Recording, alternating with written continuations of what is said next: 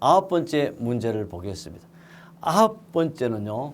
직렬 연결과 그림을 딱 보면 다 몰라요.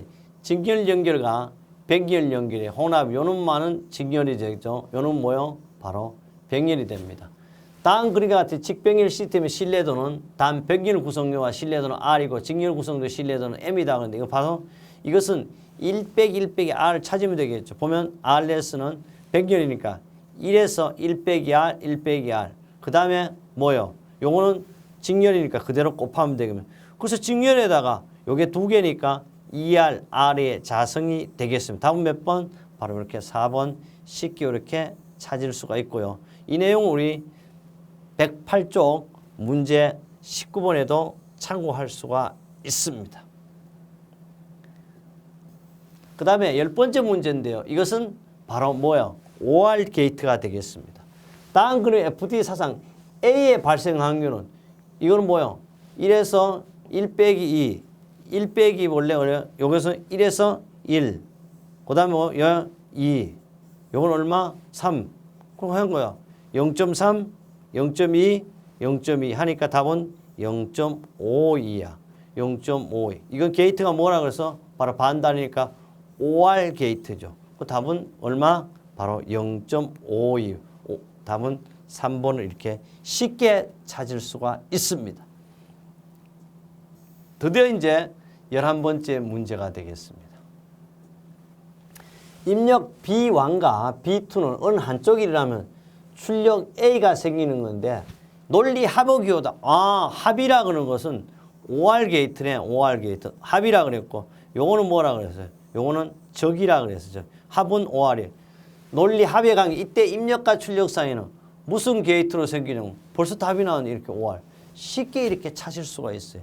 쉽다는 것은 여러분과 제가 엄청난 노력을 했기 때문에 쉬운 거지 쉬운 것이 없습니다. 답은 쉽게 우리는 1번 찾을 수가 이렇게 있었습니다. 논리 게이트는요. 로직 게이트를 하고 OR 게이트, AND 게이트, 제약 게이트인데 합은 바로 뭐다? OR 게이트였습니다. 이것은 우리 2017년 5월 7일 날 산업기사에서 출제되었습니다. 조금 더 보충을 하면요. 디탈 회로 기본적인 요소 부분 대부분 두 개의 입력과 하나의 출력으로 되어 있으나 회로가 처리되는 데이터에 따라 단자는 이준수 혹은 제로 혹은 1 상태가 되면 0은 0V, 1은 5V 정도 전압이 되는 기본적인 논리 게이트는 이거예요. 하고자 하는 건 바로 논리 곱 AND 게이트, 논리 합 OR 게이트, 베타적 논리 합 XOR, NOT, 부정 논리 갭 NOT, 부정 논리 합 NOT OR, 그 다음에 XNOR 등 7가지 사실 우리는 회로의 기본 요소를 구성하고 있습니다. 32번은요. 사실 꽤 많이 나왔던 문제인데요. 이게 뭐냐 그러면 32번이요. 음성통신에 있어서 소음 환경과 관련하여 성격이 다른 지수는 그랬는데 다른 지수는 첫째 요사이 AI라는 것은요. 맹료도 지수라도 표현하지만 우리는 인공지능 할 때도 AI 이렇게 좀 표현하죠. 그 다음에 MAA예요. 이거는 뭐냐 그러면 최소 가청 뭐냐 그러면 알아둘 게 있어요. 각도를 나타내요. 각도를 나타내고요. 그 다음에 PSIL은 음성 간섭 수준을 나타냅니다. PNC는 바로 신호소음 판단 기준 곡선을 나타내는데 여기서 음성통신의 소음과 관련하여 성격이 다른 것은 다 소음에 대한 통신인데 여기서 최소 가청 운동 각도는요. 바로 뭐냐 그러면 청각신호의 위치를 식별하기 위한 거예요. 나머지는 소리를 판별하기 위한 건데 이거는 위치를 식별하기 위해. 그래서 요것은 위치를 식별하고 있는 거. 요것은 1에서 4까지는 소리를 찾기 위한 거죠. 그래서 답은 몇 번? 2번이 되겠습니다. 조금 더 보면요. 소음 환경과 관련된 음성 통신 지수는 AI, PNC 또는 PSIL 등으로 이렇게 구성하는데 뭐 명료도 청감 실험 등을 통하고 그 다음에 방해 레벨인데 어쨌든 이 세 가지는 소리로서 알기 위한 거고 MA는 바로 위치를 찾기 위한 것이 되겠습니다. 33번째인데요.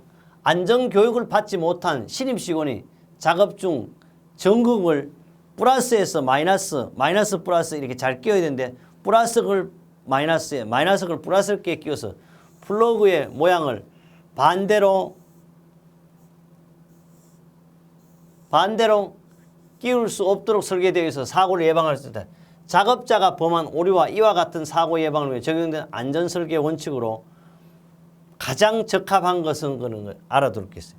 첫째, 우리는요, 알아둘 게 잘못은 사람의 실수를 방지한 거예요. 기계의 실수를 방지할 때는 뭐야? 인간이나 기계나 가오나 동작상의 실패가 이중 삼중으로 가는 걸 페일세이프라고 그랬어요. 풀프루프는요, 바보가 해도 실수하지 않게, 사고 나지 않게. 그래서 페일세이프보다는 풀프루프가 어떻다? 한 단계 앞서 있다 그랬어요. 그럼 여기서 알아둘 건 지금 사람이 실수를 방지, 페일세이프는 아니야. 역시 페일세이프다. 그리고 답은 3번이냐 4번이에요.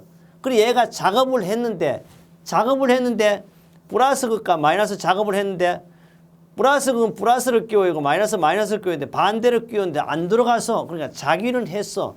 자기 오류죠. 누구? 풀프루프 설계 원칙이니까 답은 4번입니다. 그래서 여기 부작위 실수는 직무 또는 어떤 단계를 수행치 않음을 아예 안 해보는 거예요. 그러나 했어. 했긴 했는데 사고 날 뻔했는데 사고 안 나. 왜? 바로 풀프루프 시스템이 갖춰져 있기 때문에. 그래서 자기 실수, 다른 코미션 에러죠. 직무의 불확실한 수행 또는 선택, 순서, 시간, 정성적 착오를 나타내는 걸 가지고 우리는 뭐다? 바로 자기 오류, 코미션 오라가 되겠습니다.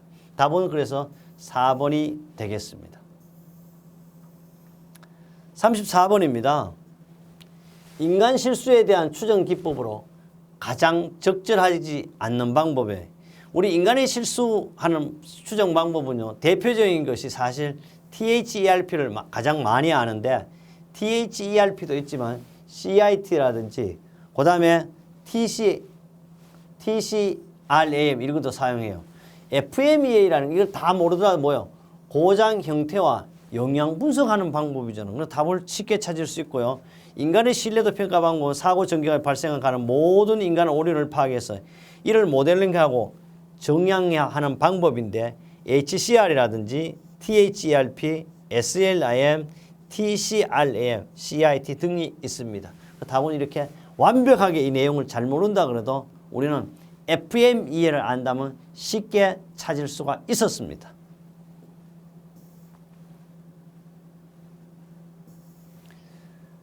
그 다음에요. 우리는 쭉 가서 35번째 보겠습니다. 35번째 보면 35번째는요. 어떤 높이가 1000Hz입니다. 60dB이고요. 음과 같은 높이임에도 4배 더 들린다면 이 소리의 음압 수준은 어떠냐 그런데 여기 알아둘 수 있어요. 10dB의 증가 시 2배가 증가하고요. 20dB 소음은 4배가 증가해요. 그리고 60dB음과 같은 높이가 4배가 되니까 크게 들렸다면 여기에 소음은 몇 배 대비냐 이것은 당연히 4배니까 우리는 80dB이 되겠습니다. 이렇게 찾는 거 또 아는 방법이 있어요. 1소음 뭐 이렇게 여러 가지. 그래서 10폰이 증가하면 2배의 소리가 크게 되면 20폰이 증가하면 4배 증가하니까 우리는 80이 되는 걸 우리가 알 수가 있습니다. 그 다음에 36번째가 되나요? 35번이 되고요. 36번째 되겠습니다. 산업안전보건법 따라 제조업 유해위험 방지 계획서를 작성하고자 할 때 관련 규정에 따라 1명 이상 포함하여 사는 사람의 자격으로 적합하지 않는 거예요. 다시 말하면 산업안전보건법령에 따라 제조업 유해위험 방지 계획서를 해야 되는데 반드시 이 사람들이 1명 이상 있어야 된다 이런 뜻이에요. 한국산업안전공단이 실시하는 관련 교육을 8시간 이수한 건데 사실 이게요. 답은 이건데 왜냐고 옛날 법은 8시간 이수가 돼요. 그런데 지금은 2018년 현재는 우리가 10월 18일 적용하고 있고요. 이때는 8시간이 아니고 반드시 20시간을 받아야 돼요. 답은 벌써 나왔습니다. 둘째, 기계, 재료, 화학, 전기, 전자, 안전관리 또는 환경 분야 기술사 자격을 취득해야 된다. 그래서 여러분도 산업안전기사나 건설안전기사 취득한 후에 반드시 뭘 취득해야 돼? 산업안전지도사, 안전기술사를 취득해야 합니다. 둘째, 관련 분야 기사 자격을 취득한 사람 해당 분야가요 5년 이상 근무했거나 또는 산업기사 근무한 사람이 7년 이상 근무한 경력이 있는 사람도 포함할 수 있습니다. 또는 기계안전, 전기안전, 항공안전 분야에 산업안전 지도사 또는 산업보건지도사를 취득한 사람도 됩니다. 그래서 제조업 등의 위험 방지에 의해서 작성 자격은요. 사업주는 계획서를 작성할 때 다음과 같고의 자격을 갖춘 사람 또는 공단이라는 것은 어느 공단을 말하냐 하면 한국산업안전공단을 말하고 있습니다. 관련 교육을 20시간 이상 이수한 사람 1명 이상을 포함시켜야 합니다. 그 외에 지금 기계, 금속, 하공, 전기, 안전관리, 산업보건관리, 위생 또는 환경 분야 기술사 자격을 취득한 사람이라든지 기계, 전기, 하공, 안전, 산업안전 지도사 또는 산업보건관리 또는 산업보건지도사 자격을 취득한 사람도 가능합니다.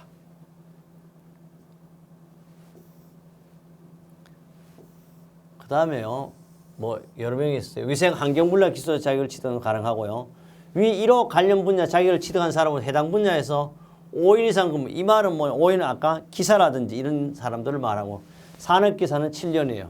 그 외에 고등교육도 대학에서 산업안전 관련 학과를 졸업한 사람도 역시 기사 쪽 공부한 사람 4년제 나온 사람 5년, 2년제 나온 사람 7년 또는 그 외에 9년 이런 거는 잘 몰라도 어쨌든 공단에서 받은 교육은 8시간에 몇 시간? 20시간이라는 걸 기억해야 합니다. 이 내용은요. 산업안전보건법 시행규칙 120조에도 잘 나와 있습니다. 37번입니다. A 회사에 새로운 기계를 설계하면서 레버를 위로 올리면 입력이 올라가도록 하고 오른손 스위치를 오를 때 오른쪽 전등이 켜지도록 하였다면 이것은 각각 어떤 유형의 양입성을 아냐? 그럼 우리 알아둘 게 있어요. 양입성을 먼저 보면요. 양입성은 공간 양입성, 운동 양입성, 개념 양입성이 있는데요. 여기서 양입성이 뭐냐 그러면 양입성은 정보 입력치와 관련된 양입, 인간의 기대와 모순되지 않는 자극과 반응들 관계를 말한다 그랬어요. 여기서 꼭 알아야 되는 것은요. 이 내용은 사실 이거는 어렵지만 양입성이 뭐냐 정도는 알아라 그랬어요. 그 다음에 양입성의 종류를 알아라 그랬어요. 그 여기서는 상당히 꽤 어려운 거예요. 왜 어렵냐 그러면 새로운 기계를 설계하면서 레버를 위로 올리며 압력이 올라가고 이래 생각. 운동을 하면 좋아지고 운동을 안 하면 나빠지고 이런 거하고 똑같다고 생각. 그게 뭐예요? 우리는 이게 원래 설명하고는 맞지만 이런 거 가지고 뭐라 그래? 운동하면 근육이 늘어나고 운동하지 않으면 배가 늘어나고 이런 게 뭐야? 운동이죠. 그래가지고 운동 양립성이 그런 것이다 생각하면 쉽게 우리는 찾을 수가 있고요. 이것은 운동 양립성이고 켜고 안 켜고는 뭐야? 바로 공간 양립성이 되겠습니다. 답은 네 번째입니다. 그래서 답은 운동 양입성은 표시장치 움직임과 방향이 조정장치 방향 사용자의 기도가 일치하는 거고 공간이라는 건 표시장치 조정장치의 물리적 형태나 공간적을 배치를 해준 것이 바로 공간적 양입성이 되겠습니다. 그 다음에 하나 더 있으면 양식 양입성이 존재하겠습니다. 양입성의 뜻과 양입성의 종류만 기억하면 되겠습니다. 38번째입니다. FMEA는요. 고장 형태와 영향 분석이라고 그랬어요. FMEA는요. 고장 평점을 C로 이렇게 구분합니다. 평가 요소에 해당되지 않는 것은 5가지인데요. 첫째, 생산 능력의 범위, 고장 발생의 빈도, 그 다음에 고장 방지의 가능성, 영향을 미치는 시스템의 범위예요. 이거는 해당되지 않는 건 당연히 지금 1번이 해당되지 않는 건데 FMEA의 고장 등급 평가 요소는 5가지 나타내고 5가지. 첫째, C와는 기능적 고장 영향의 중요도라든지 C2는 영향을 미치는 시스템 범위예요. C3는 고장 발생의 빈도, C4는 고장 방지의 가능성, C5는 신규 설계의 정도가 되겠습니다. 그리고 여기서 아닌 것은 그래서 이런 내용은 생산 능력의 범위는 포함이 되지 않습니다. 그 다음에 39번째 또는 19번째 되겠죠. 작업장 배치 시 유의사항으로 적정하지 않는 것은 작업장 배치 시 틀린 것은 이런 뜻이죠. 보겠습니다. 첫째, 작업의 흐름에 따라 기계를 배치한다. 이건 뭐예요? 작업의 흐름에 따라 기계를 배치한다. 물 흐르듯이 한다. 이걸 가지고 우리는 레이아웃의 설계라 이렇게 이야기하고 있습니다. 둘째, 생산 효율 증대를 위해 기계 설계 주위에 재료나 반제품을 충분히 놓아둔다. 말도 안 되죠. 생산 흐름이나 공장을 확보하기 위해서 좋지만은 사고가 집중적으로 발생하죠. 어떤 경우라도 우리 기계 주변이라든지 설비 주변에 재료나 반제품을 쌓아두면 안 된다. 그래서 답은 2번이 벌써 나왔고요. 그 다음에 공장 내외는 안전한 통로를 도외하면 통로는 선을 긋거나 요사이는 테이프 부착을 합니다.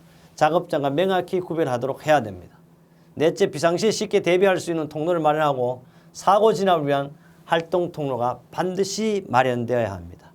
이런 1번, 2번, 1번, 3번, 4번 이런 것은 레이아웃의 원칙이 되겠습니다. 그래서 이거 가지고 기계설비 레이아웃이 검토사항, 작업 효율에 따라 기계를 배치하고 기계설비 주변에는 충분한 공간을 두어야 되고 공장 내외는 안전한 통로를 설치하고 항상 이것이 유효하게 확보될 수 있도록 해야 되겠습니다.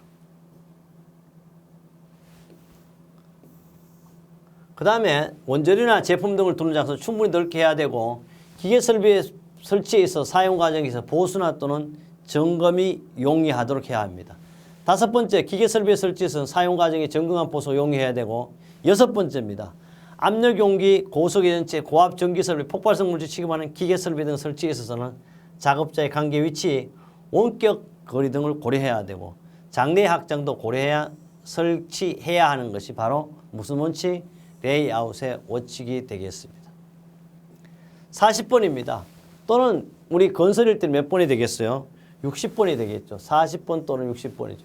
현재 시험 문제와 사지선타형, 택일형 문제의 정보량은 얼마인가? 간단해요. 여러분도 이번 시험 몇 문제 나온다? 사지 택일형. 4개 중에 1개 골리는 겁니다. 택일형, 이거는 비트를 계산하는 거죠. 사실 4문제 중에 1개니까 확률은 모두 다 얼마예요? 0.25예요. 0.25. 0.25 4가지 되면 4분의 1이고요. 로그 2의 n성이나 2의 4성 역시 뭐 2비트인데 쉽게 우리는 이렇게 계산이라기보다는 눈으로도 가능한 것이 바로 이런 비트 문제가 되었습니다. 우리 이렇게 해서요. 인간공학과 시스템 안전공학이란 내용으로 공부했습니다. 다음 과목에서도 여러분의 안전한 합격을 위해서 좀 더 열과 혼을 바치는 강의를 하도록 하겠습니다.